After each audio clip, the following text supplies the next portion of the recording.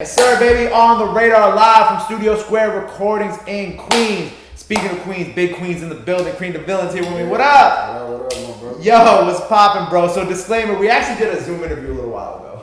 Yeah. But you know, but you told me you was coming back to New York, and I was like, man, fuck the Zoom interview. We gonna get up in person properly this time. Definitely better in person. Wi-Fi was in. The Wi-Fi, yeah, It never happened, bro. It never happened. We don't know what you're talking about, but I wanted to check in first and foremost, of course, as I do with everybody since over this past year of craziness. How have you been over the past year during COVID and amongst, you know? I've been getting to it, man. COVID has been great. Pandemic. Mm-hmm. Not a pandemic. It's a pandemic. We're running it up. I seen you been moving around, LA, Florida, all this shit. I'm moving around, getting to it, man. Just taking advantage of it.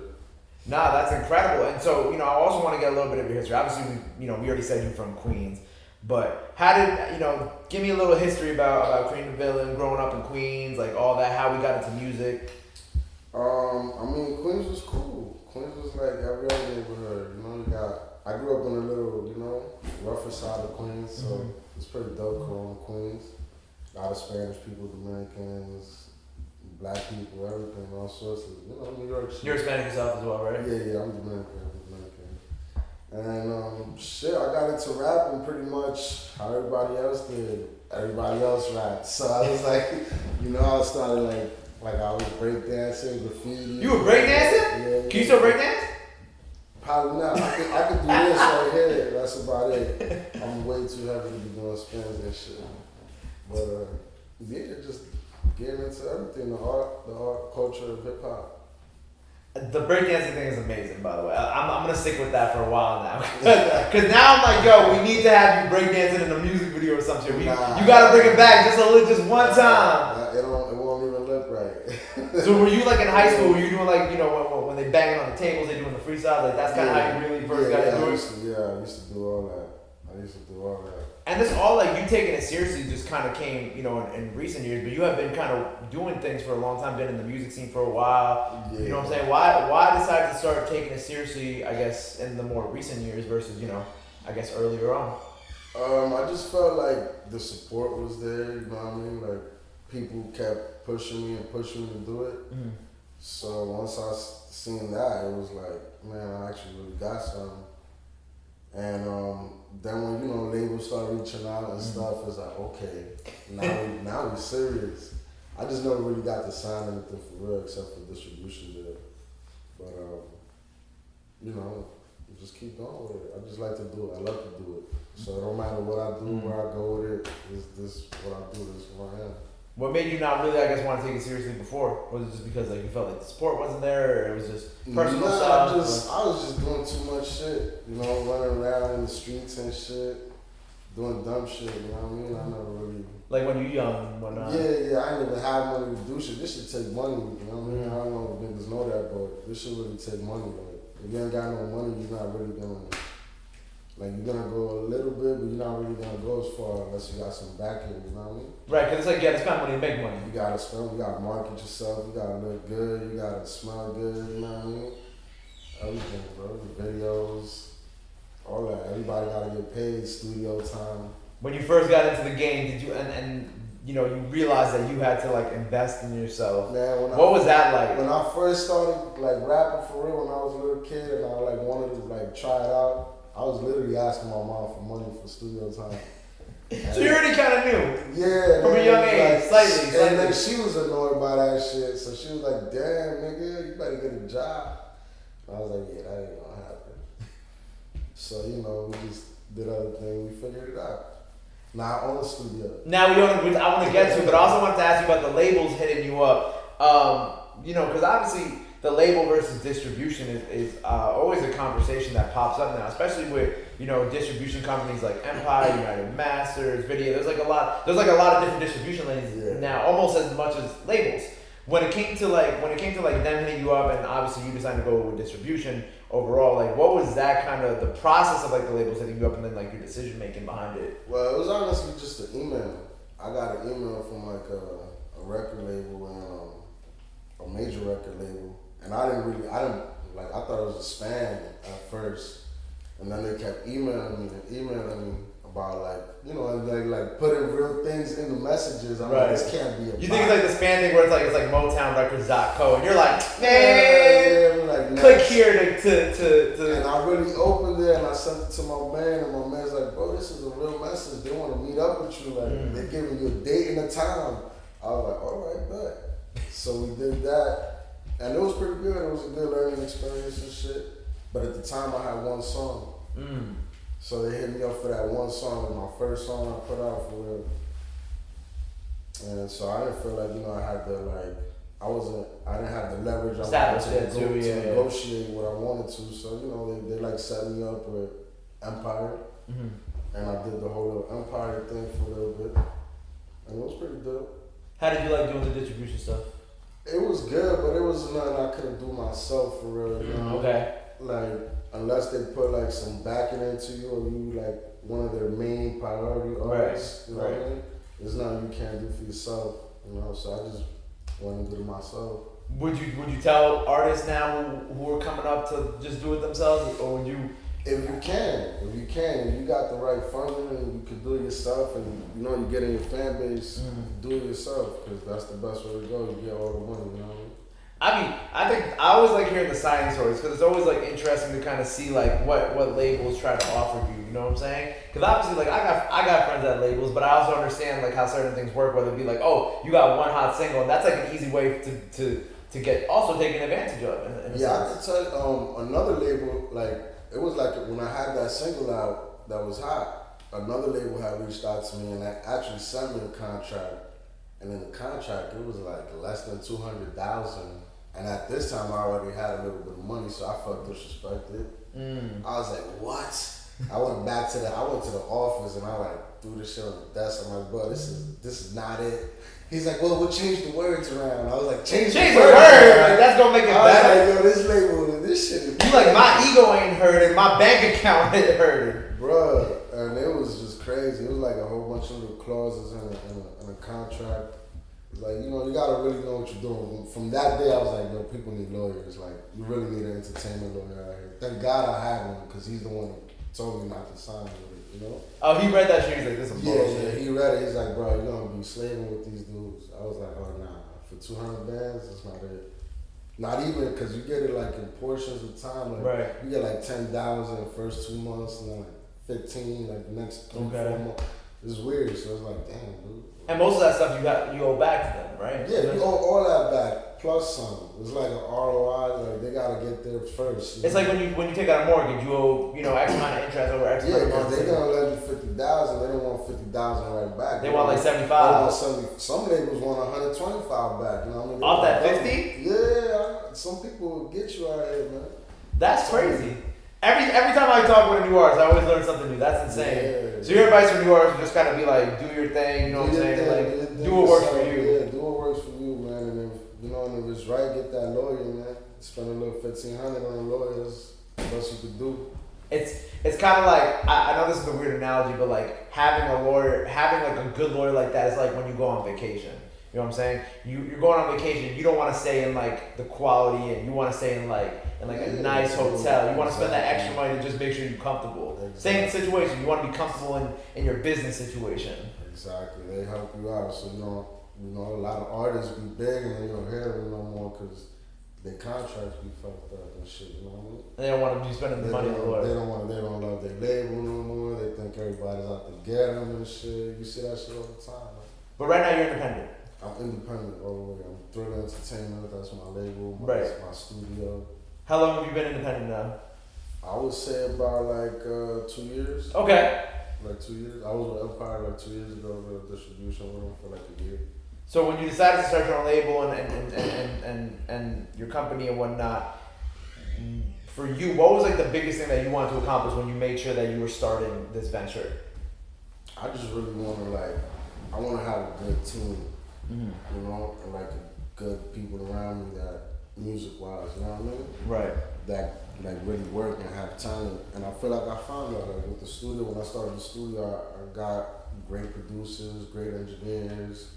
Like my boy Jody, he does everything. He makes beats, engineers, videos, everything. Camera work. Raps, sings. I think break dance too. Can you break dance? Nah. Okay, what's the shot?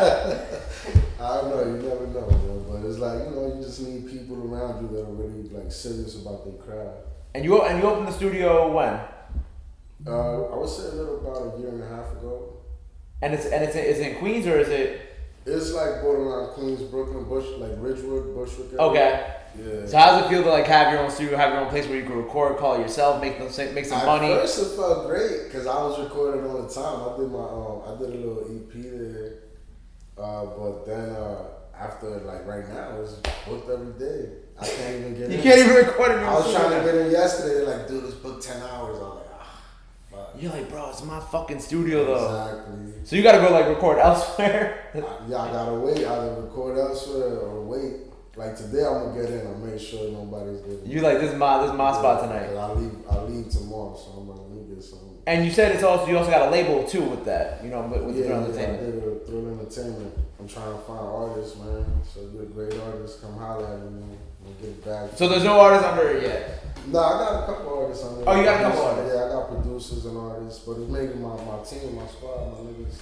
What do you want to accomplish with that? 'Cause you know what I'm saying? Because we spoke a little bit about the label contracts and the major labels and things like that. So I'm assuming that you want to do something a little different than how it. Yeah, I'm trying to be like the next Master P for real. You know what I mean? Or a Young Dolph for one of them. You know what I mean? Like really came out the mud and got the artists and pop them off and everybody eats. You know what I mean? Yeah, I love that. No, that's dope. And obviously, okay, so let's get to the music. So Mirages out now. We're gearing up for a project. You know what I'm saying? It's been a little bit. It's been a while since. Yeah, I'm in between some titles right now. So. But you know what? You've been busy making the company, the label, the studio. There's been a lot of other things going on outside of the music. Yeah. So now that we're kind of like back with the music and we have Mirages out now, we got a few other singles out now. When you're putting these records out, are these records that you know are gonna be on the project? Are you putting these out? Because you know sometimes artists will put records out just to kind of be like, all right, I got this record out, feed the fans. You know what I'm saying? Like, what is your kind of process right now with this? For the last year, I've been like consistently dropping just singles records every like 2 weeks with videos to back them. Right. You got videos on a whole bunch of different YouTube pages, by the way. I will say that. I'll say when you look yourself up. Yeah. I went by a whole different name too, like Cream FTP, like fuck the police. That was my first rap name. Because I think when we spoke last time, I think it was the No Number video was out, and I was like, yo, why didn't I see this video? Because I searched you up, but then I realized it was on a different channel from your main channel. There was another channel, then there was another channel. I was like, oh, and that's where and I watched it after our interview, and I was like, okay, I found the video now. I dropped that with my people's TF family and shit. Yeah. So with these records, obviously you know you were flooding it last year during the pandemic, but now we're at a point where it's like, you know, we're back outside, albums on the way, you know what I'm saying? People are not scarcely dropping now, but it's like, okay, we back outside, music every now and then. Like, what is your kind of plan the right thing now? Is, a lot of people don't have like a crazy work ethic, you know what I mean? So, like I said, I'll be in the studio almost every day. If I can't record every day, I try to. If it's not booked. If it's not booked. No, but I also got my little in-home studio. Okay, of course. So I just do that all day. Every day in LA, I record every day. Oh, okay, dope. Cause that's why I like to be there because I get that vibe, the artist vibe out there. I just record every day, but you know, it doesn't matter if things is open or not because I don't even go outside for real. I do my thing and just go back to the cool. Right. So I just record. I try to work, man. A lot of artists probably gonna be partying all summer and shit. I'm gonna be working, dropping videos, music, album coming. And my album got all new songs, not shit that you heard before. And no singles I dropped. Oh, so none of these records that have already come out are gonna be on the album? Except for Mirages. Except for Mirages. That's the first song, man. Okay, that's the first one to prep up the album and shit. And I definitely think it was a strong, because I did the car test. You know the car test is hella important, you know what I'm saying? Yeah. I gotta make sure I gotta speed up. turn the bass all the way up, you know what I'm saying? I gotta do the car test, and it passed the car test 1,000%. So with this project, is it gonna be more records like this? Like, what are you trying to get? Because I know there's no name, we don't have a set release date, possibly this summer, but what are you trying to like get into when it on this record, like my last body of work was more like rappy, like lyrical. This one I wanted to be more like, I want to still keep it hood, you know what I mean, keep it gangster, but I want to make girls shake their ass a little bit, you know what I mean? Like Something like for the summer. niggas, yeah, like make niggas move and shit, like, but still keep it gang, not going in the club totally, you know what I mean? Right. So it's like, so I'm making like fast paced music, like keep it going, like car music type shit. Car music, speaker test music, yeah. Make you speed up, maybe smack somebody, you know what I'm saying? Never know. Might smack a nigga to a King Villa song, man. Especially in New York, you know it's getting hot out. It's People getting getting niggas get aggy, man. people. Yo, I seen it, bro. I seen it. I got stories from like 2 weeks of being outside of New York. It's crazy. New York is, I think it's the worst state in America right now. Like New York is crazy. You want to know why it's the worst thing in America? Because everybody, like at least like what, like there's I forgot what the number is, but like half the population is already half vaccinated or fully whatever it is. So now it's like everybody now everybody's like everything that they wanted to do before they can just go out and do it now. Outside, so everybody fucking crime rate going up, man. So you might smack somebody to a Queen of Villain song in the summer on some cool shit. I'm not saying do that, but if you do get it on camera promotion, you feel me, TikToks. I was really gonna say that would be a great tip. You might make like a little cameo on like a TV in the back of a video. You never know. Never know. So the project is coming out this year. What else do you have like kind of? Mirage videos on the way. Yeah, I just shot the video this week. You shot in New York? Yeah, I shot. Okay. I had to get my gang in, so you know, I shot in New York. I feel like I've been doing too many videos out of state and shit. Niggas. Oh, people starting to feel the way? People like, what's the New York scenery? I'm like, I gotta go back. I feel like that's like how people have been saying to like French lately. French, because you know French just dropped the record out the day we were born. They want you to stay. Yeah, they want you to They be. don't think you want to like, man, I want to expand. I want to get out of here. So you shot this in Queens, or what's kind of the vibe of the video for this? I shot it in Queens on my block. Went down the Ave. I went by like the Brooklyn Bridge. Oh, dope. Shit, you know what I mean? It was pretty dope. I had a little Rolls Royce out and shit. Something light.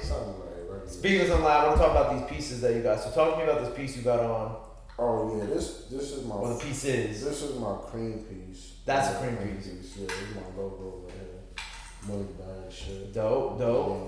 Oh, and this is actually my weed brand, Gastronauts. You got a weed. I got a weed brand. A weed company. Yeah. Oh, we didn't get to talk about that. First of all, the piece is amazing for that. Thank you, appreciate that. So the weed brand. How long have you had that? I actually have had that for, it's about to go on a year. Okay. It's about to go on a year. I'm assuming you started this maybe out on the West Coast? Yeah, okay. Yeah, I started in LA and it's been going pretty good. I'm about to get some collabs going with Kickoff. Might come out on like a couple of blogs and stuff. Like I'm working it. How do you even start a weed brand? I feel like that's a good question because I don't know, but I know a lot of people have begun to start their weed brand, especially because in New York, like I'm gonna keep it real with you. The other day I literally watched someone just smoke a J, roll up a J in front of an NYPD cop. I actually seen that the other day too, and I told him, I'm like, yo, bro, you bugging. He's like, yo, it's different. It's different now, yeah. I guess I've been in LA too long, because I'm like, yo, you crazy. My favorite is when people, when my boss came back from LA once, he was just walking, smoking a J, walked past a cop car, and then had like, this was like years ago, he had like an anxiety attack, because he was like, fuck, the cops is right there, and then they were just like, have a nice day, and he was like, oh. And he just like kept it pushing. I've always smoked outside and kept it pushing. Didn't care anyway, but well, I mean, like it's New York, you know what I'm saying? Like most of the time, but to actually see it freely like that is actually something I gotta get used to. Like it's crazy. I still get paranoid. Like, yeah, you see them driving down, you're like, oh, shit. Yeah. But nah, it's cool, man. So how does one start their own weed brand? Like how do you get into some shit you like gotta that? have connections, man. You got connections to some farms and stuff. Okay. You know, do this, do a little bit of that. You know, put one together, connect dots, and it happened. Was it hard to start it? It was actually not hard. It just has to. It takes. You know, you gotta take the risk. Of you might lose some money. You know what I mean? Like I've lost a lot of money. I've lost like about almost $80,000. Wow. Stuff going wrong. You know what I mean?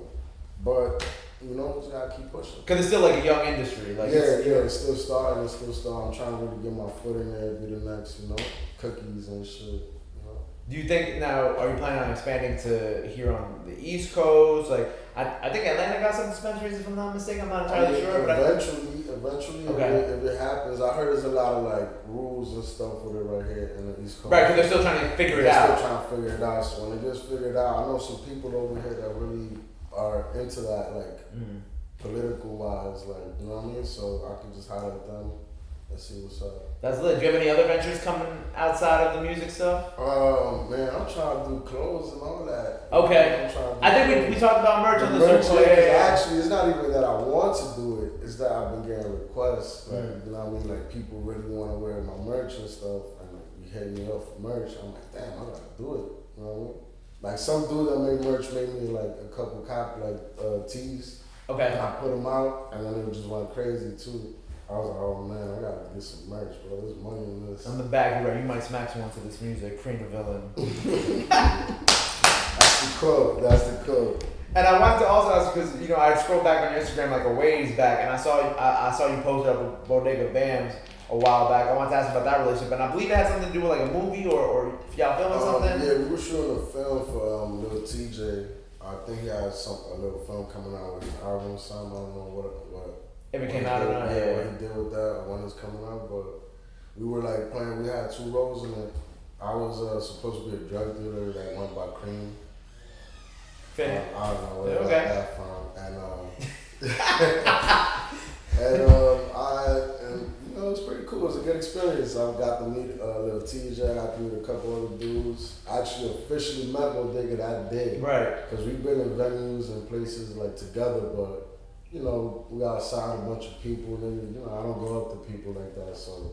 I guess he don't go up to people either. So. He seems like the person who's very like. But that day we got a formal introduction by my man, so it was dope. We heard of each other, we kicked it. It was cool. That's cool. I like that because it's like as like Latinos in New York, I think it's important, you know. So especially hip hop, you know, because it's such like a small community of people. That's important that you know you meet each other, you shake the hands. Yeah, once you think Latino artist, you think he does like reggaeton or something. Like that. You know, but that's like now. That's not how people used to think of it back then. Because back in the day, there were more obviously like Latino rappers who were flat out rapping. But now it's like okay, you think yeah. Now everybody like, oh, what type of music you make? Spanish music? I'm like, damn, bro. They be like, you know Bad Bunny? Be like, come on, bro.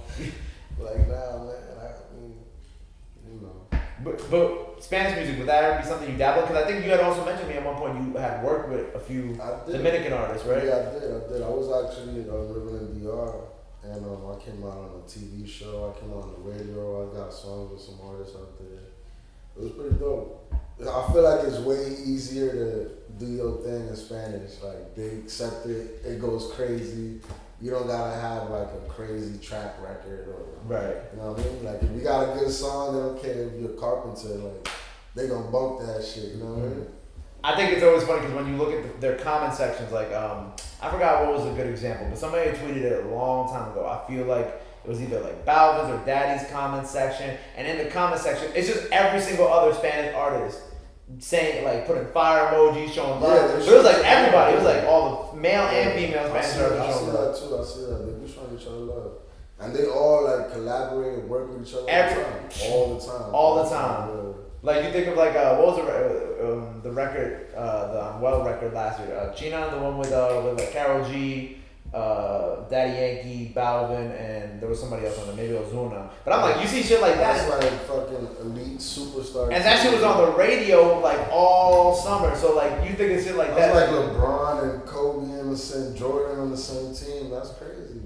That's crazy. So alright, so Mirages video on the way. Album on the way this summer. Yeah. Do you have anything else in store that we gotta be on the lookout for? Yeah, I got a collab tape with my man Bang Gang Lonnie. Okay. Lonnie Bands from Detroit. Okay. So another city we be out at. Yeah, another city, man, another town. But we got a couple singles out, a couple videos out already, and we're just gonna put it together. Might drop it a month after I drop my album. Okay. And then just keep working. Boom. Well, we love to see it. Yo, again, I appreciate you being here with me today. Do me a favor, let the people know, look at this camera, let the people know where they can follow you at, anything else that they got to be on the lookout for. Now's the time to go ahead and plug that in there. Yeah, be on the lookout for Mirages video coming soon. And also be on the lookout for my album. I don't got to tell you yet, but just stay on point, man. And you can follow me on all social media at Cream the Villain. On everything, Cream the Villain. Boom, there it is, man. Cream the Villain on the radar, baby. Appreciate you, my brother. Appreciate you, bro.